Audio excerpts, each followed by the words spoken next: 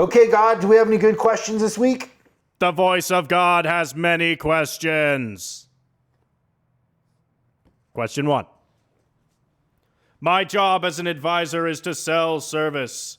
How do you deal with management that won't let you do that? I'm not allowed to convert a customer to a BCD service package. How do you deal with your hands being tied and not being able to sell what your customer wants to get done during their visit?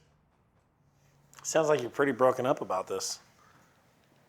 God, sometimes some questions answer themselves. So Well, what we're saying is we don't want to keep our customers in safe and dependable vehicles. We don't care about our customers. We want to make our processes so difficult that we're like the anti-service department. Possibly, but let's help him. Because he's got some struggle with management, he said. Okay. Okay. Now, so I wrote down the first part of his question is, my job as an advisor is to sell service. Is that the job of the advisor? No. No. What is the job of the advisor? To collect customers To collect customers. And how do we do that? by connecting with them on a deeper level. Yeah, and then the product that we do is to help them take care of their car, correct? Correct. So instead of going to management and say, my job is to sell service, your job is to do what?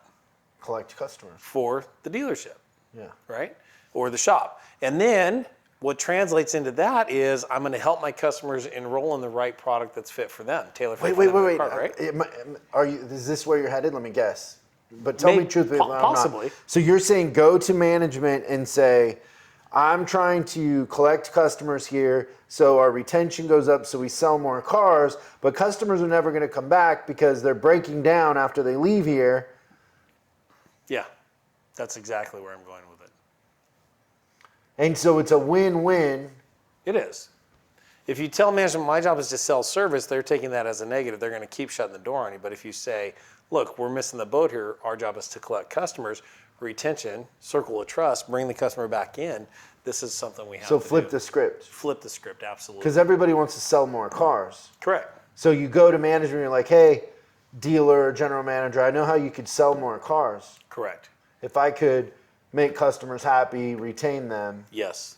Good, I like it. Good you- answer. Yeah, there's probably some fear there with management of being, I'm going to tie their hands so they don't upsell. Well, we're going to take the upsell out of it. and I help think the it's customer. crazy that there's dealerships today that have processes in place that you have to turn the customer over to another advisor, or you can't sell anything but an air filter in the quick lane. Well, those It's are super. Probably the same dealership that has asbestos in the wall still. They can't afford to upgrade. So, I mean, come on. Well, it's all about, the system. It's crazy. All Okay, next question, God. This next question was emailed in. I hear a lot of negativity in the service drive, meaningless complaining, blame, and frustration coming out. This affects culture and performance. I would not trade the team I have for anything, but I find myself in a situation where I have to focus on lightening the mood. Do you have any advice I can use in this situation to get my team's positivity culture back on track? Have you figured out how to change people? It's one of the hardest things on the planet to do. Human behavior is hard. Yeah, I always find that I try to find people that I don't have to change Well, that's that better. have the same kind of similar thoughts as I do, the same kind of ethical compass, Correct. the same level of happiness versus non-happiness, miserableness. Yeah, But I've had a really hard time ever changing anybody that's miserable. How'd you change Christian? Christian's not miserable. He's funny. I have He to is. reel him back. I agree. But he says he's got the right team. He wouldn't trade his team for anything. That's something that people say. Well, I think he believes it, though. Yeah, but it's not. You know what this is a product of, right? It's like an abusive relationship. It's like have you ever known like somebody that will go back to the same abusive type relationship over and over and over again? Correct. Yeah. And I believe that they love the person, but the other person is a psychopath and they're not good for them. Well, I mean, I'm not comparing their advisors to psychopaths, but I'm saying Like if you're a manager that goes into work every day and you're like, my job today, my goal today is to make my people happy, you will fail every time. Well, that's the push-pull syndrome, right? Like if you feel that you have to push your team or pull them, along, then you've got the wrong team. They should be motivating you. They should be, you should be fired up by the people that you work with, and you should have to run to keep up with your team, right? If you feel like you're pushing or pulling anybody, it's the wrong way to go. I do have a couple tips for them though. Okay. I think this is a product of GTJD. That's get the job done. So what happens when we go to work is we just focus on getting the job done, right? And then inevitably, if we don't work on our mindset, negativity will come out of that. So one word could help them change this. Gamify positivity. How would you gamify this? How would I gamify positivity? Yeah, I mean, you are the master of gamification. How would you gamify positivity? So think about this. If it's a GTJD world where you're just working, and the negativity comes in, and then I get these responses of, oh man, another customer that comes in for just a basic service, and I'm negative on that. How would you break that? See, I guess I wouldn't approach it that way. So I don't know, you have to tell me what you're thinking. But for me, I would gamify performance. Okay. And I don't really care that much if an advisor comes in and has a big smile on their face, as long as they're connecting with customers and their customers love them and they're performing. Like some of the top advisors in the comp that we have, if you interviewed them on their own, they don't seem like they're that happy. They're more introverted. They're kind of quiet. Okay. But their customers love them. They have an attention to detail and they're really good at their jobs and they're competitive. So I feel like you can confuse the issue if you're chasing people's emotions. Like if you're walking around and your sense of whether we're winning or losing is whether people are happy or not, you're always going to be lost. If your sense of winning and losing is, are we making customers happy? Are we taking care of customers? And are we profitable and running a good, healthy department? That's the barometer of winning or losing to me. So Okay. I wouldn't gamify feelings. Because you're always chasing people's feelings. And that's not a tangible thing. Results are tangible. Oh, they are. But his question is, how does he get rid of the negativity? Because he likes his team. But just negativity is kind of set in. I still would gamify the performance, and then I would call in the ones that I think that are negative one by one, and I would close the door to my office and I'd say... Slap him around?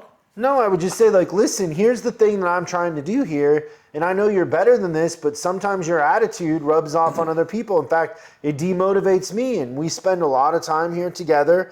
We're all after the same thing, and I believe in your heart you are meaning to do the right thing, but what you're projecting with your negativity has an effect, and I need it to change, and so I'm going to remind you every time you do it, but I need you to commit to me that you want to change that. Like, you're going to be a part of the solution. And I think if you give people the out, if you say, like, I know it's not your intention. Like, I always use the example with people. I'm like, it's not my intention to be intimidating, but I intimidate people. I know that. So I'm a big guy. I got a beard. I got these piercing eyes. I can read people's minds. I'm psychic. It's intimidating. It can be. Yeah, and so I'm trained in interrogation.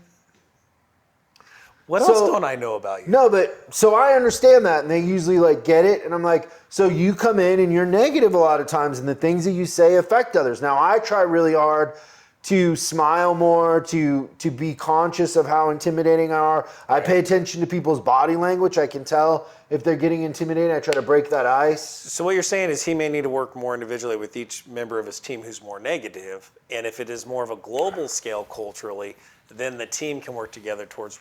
My thought was this: remove negativity, find one thing that you have a pattern or a trigger with each week and replace it. So when a customer walks in without an appointment, instead of going, oh, let's go, yay, right? There's a difference there physiologically, and the outcome can be positive versus negative. So you Changes the outcome dramatically when you does. respond a different way. Yeah, absolutely. Yeah. So they and can you start to identify... train your mind Yes. to see the positive in things. Yeah, so then you're getting the team to work together, so you can create a little bit of a game on this if you wanted to have each member of the team identify a negative behavior they're going to change each week and then replace it with something positive. Do that for 4 to 6 weeks and watch where they're at. And then if they still don't respond, then bring them and talk to them individually. Yeah. And just to kind of close this up, I find that the most important aspect of this is that ultimately you play poker really well. And by play poker really well, I mean that you're willing to make a change if it doesn't change. Yes. If they're in control, then you'll always be a victim to them setting the pace and tone. If you're in control and you're setting the pace and the tone, you will eventually attract people that are like you. But if your mindset is, oh, everybody's great, but the culture's bad, the people have to change the culture a lot of times. Yeah. And people get that wrong because they don't want to think that way or they don't want to hear it. But here on Service Drive Revolution, we tell you the truth. And that's the truth. That was a good answer. Do you have any other questions, God? Yes, God has another question. I seem to be having trouble with repeat customers not wanting to do work and only coming in for warranty or oil changes. This seems to be almost 50% of my clients in a day out of 19 to 20 ROs. Any advice to help change, as this is lowering my monthly average? Where do we get all these self-serving service advisors from? Like, I mean, gee, that's just like me. I drew a sad crying face when I was listening to that question. Go ahead. No, go ahead. I mean, come on. We're here to serve and help. It's like I know that when I was an advisor, I made a lot of money off of warranty. Absolutely. I think that you're going into it with the wrong mindset. Like, Can I share a quick story with you about warranty? So my sister-in-law has a Kia, and they put an engine in it like a couple months ago. So last week, I was elbows deep fixing a car. She happens to call, so I throw her on speakerphone. And she's asking me questions about should she approve this customer pay work now 2 months later. And so she starts talking about the coolant hoses. And I'm like, wait a second, didn't they just do your engine? And she's like, well, yeah, but they did it under warranty. So now she feels indebted to them to pay them some of the money back for this warranty engine, right? And I'm like, well, if you had a good service advisor, they would have done all of this with a package when they did the engine at the first place. So it's warranty, customer pay, internal. It's all customers. So it's just funny how when you're focused on the sale, you don't serve the customer. yeah, right? serve the customer and the rest will take care of itself. But Absolutely. Just by the tone of that question, I'm going to guess that you're projecting all that on your customers. If you make friends with your customers, and we've talked about this before, but the thing that I would do when I was an advisor is if a customer was taking their car somewhere else for their work, I would ask them why. And I would say, will you please, what do I have to do to get a shot at your work? Absolutely. How can I get that work? Because that's why we're here. And then I would get the work. Like, that's it. Like, you got to ask for it. So, hey, are you taking your car somewhere else? What are they doing that I don't do? How can I get that work? And a lot of times, like, don't get caught up on price because the other shop will have the perception of being cheaper, but a lot of times they're not cheaper. So you got to go into that with an open mind. Absolutely. Because a lot of times they'll charge more for the part, or they'll charge 3 hours when you would do it for 2. So, we did a survey recently on selling maintenance for independent repair shops. And one of the questions that came up with our customer panel, the feedback they gave us is when they leave the dealership and go to the independent, one of their concerns with maintenance is, are you going to hurt my car? That's from the customers. So if you're a dealership advisor, man, you're the expert. You've got the game won because you have the best technician there. So who else is better to service your car than right here? So that's a gimme. You should be able to capture that sale very easily. Yeah. Yeah. So change the way you're thinking, change the way you're talking, and your destiny will change. But I like the projection. Every customer is a friend. Make friends. So he should videotape himself at the next write-up and just watch what he's projecting. So you don't want to do the maintenance today? You're just here for warranty work? Oh, yeah, that's probably what he's saying. Yeah, you're oozing negativity. Thank you so much for watching this clip of Service Drive Revolution. Now you can catch the full episode on YouTube, iTunes, or Spotify, or wherever you consume your podcast. If you have any questions, go ahead and post them in the comments below. Make sure you subscribe and hit the bell icon so you're notified when we post new episodes. I'm Chris Collins, and you can find me on Facebook and Instagram at Chris Bulldog Collins. And I'll see you again on the next episode.